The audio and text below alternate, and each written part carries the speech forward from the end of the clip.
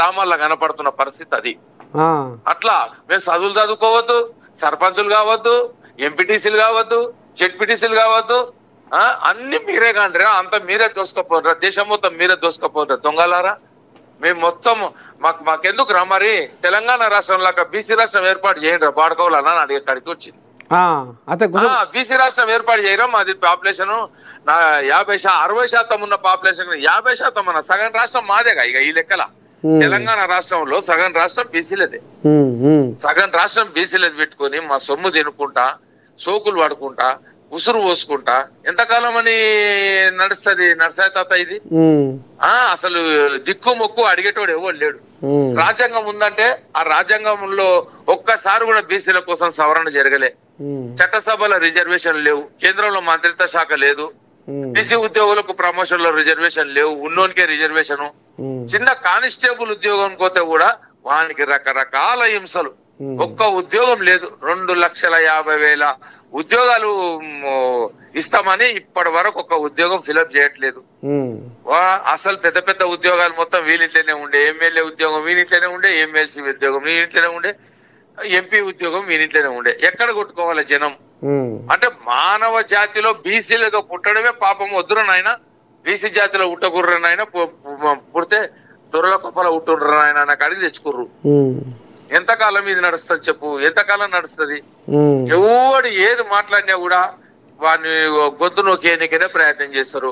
ఒక బడుగు బలైన వర్గాలకు ఒక మీడియా ఉండదు. ఇది ప్రజలకు వెళ్ళిపోతే ప్రజలు నమ్మనటువంటి పరిస్థితిని తీసుకొస్తారు.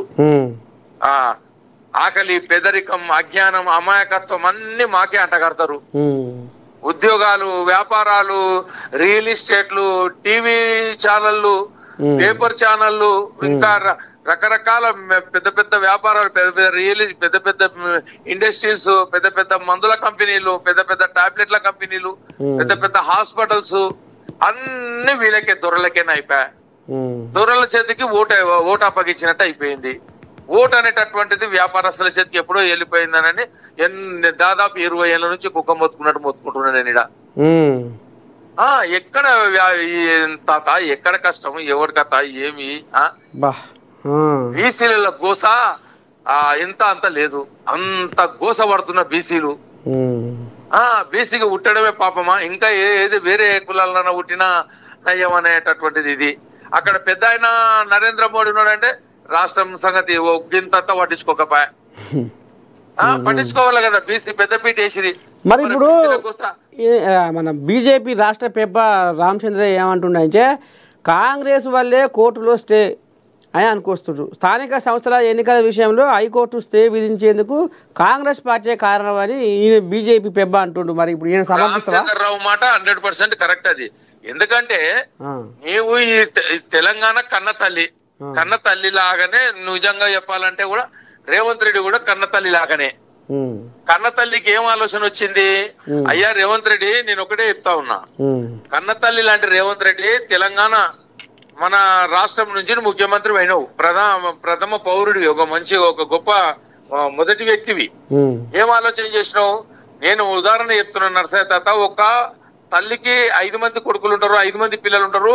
ఒక తల్లికి 10 మంది పిల్లలు ఉంటారు. ఒక తల్లికి 2 పిల్లలు ఉంటారు. అంటే ఆ తల్లిదేమో, తల్లి అనే పాత్రనేమో రాష్ట్రం, పిల్లలు అనే పాత్రనేమో బీసీలు అనుకుందాం. అలాంటప్పుడు ఈ తెలంగాణ అనే తల్లికి ఎంతమంది బీసీలు ఉన్నారో గ్రహించిండు అన్నట్టు రేవంత్ రెడ్డి. గ్రహించి 42% ఇస్తామని చెప్పేసి ఆయన లెక్కలు వేసుకొని ఆయన పర్యటన చేసి, పాదయాత్ర చేసి, నాకు ఓటేయండి అని చెప్పి, నన్ను ముఖ్యమంత్రి చేయండి అని చెప్పి తిరిగిండు. కామారెడ్డిలో డిక్లరేషన్ చేసిరు 42% ఇస్తామని. ఎందుకు? రాజకీయాల్లో రిజర్వేషన్లు లేవు, రాజకీయాల్లో ఎటువంటి పరిస్థితుల్లో కటాప్ అనేటటువంటిది ఉండదు, సీలింగ్ ఉండదు, నేను ఇస్తాన ధైర్యంతో వాళ్ళు 42% ఇస్తా ఉన్నారు. యాక్చువల్ గా బీసీలు 60% ఉన్నారన్న సంగతి నగ్న సత్యం. ఎందుకంటే లెక్కలు తీస్తలేరు, లెక్కలు చేసిర్రు, సర్వే చేసిర్రు, అన్ని చేసినా గానీ బీసీలకు లెక్కలు ఇవ్వకుండా 42% అని ఒప్పించిర్రు మాకు. ఒప్పించినాక ఏదో నాయన గుడ్డి కన్నా మేల అని చెప్పేసి ఏడ్చిన కళ్ళు తుడిచినట్టు సరే అని ఒప్పుకున్నాం, ఓటేసినాం, నేను ముఖ్యమంత్రిని చేసినాం. నిన్ను ముఖ్యమంత్రిని చేసిన తర్వాత నువ్వేం చేసినావు? రిజర్వేషన్లు ఇస్తున్నామని చెప్పేసి డిక్లరేషన్ చేసినావు, అసెంబ్లీలో తీర్మానం చేసినావు, ఒప్పించినావు మెప్పించినావు అందరిని బీసీలను రెక్కలు ఎగరేసినావు మళ్ళీ బీసీలు కాంగ్రెస్ పార్టీకి ఓటేయాలరా అనేటటువంటి రూట్కి తీసుకొచ్చినావు మళ్ళీ మెల్లగా తీసుకొచ్చేసినాక ఏం చేసినావు మళ్ళీ ఒక రెడ్డిని పెట్టినావు మళ్ళీ కోర్టుకు పంపించినావు కోర్టుకు పంపించేసి మళ్ళీ స్టే ఇద్దామా అని చెప్పేసి కోర్టుల 3 రోజుల నుంచి తిరిగినాం మేము 3 రోజుల నుంచి తిరిగితే కోర్టులో ఏమన్నారు స్టే ఇట్లా ఇచ్చేది లేదు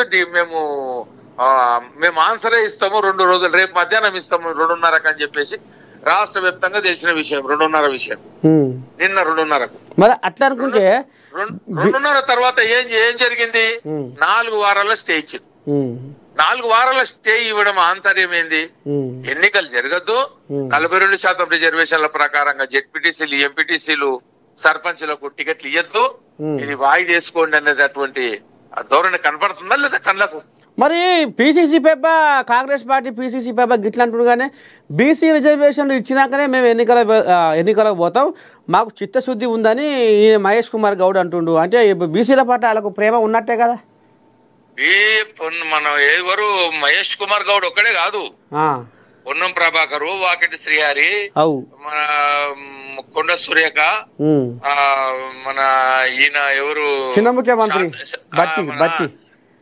బట్టి విక్రమార్క వీళ్ళందరూ కూడా వీడికి వచ్చిర్రు కోర్టుకు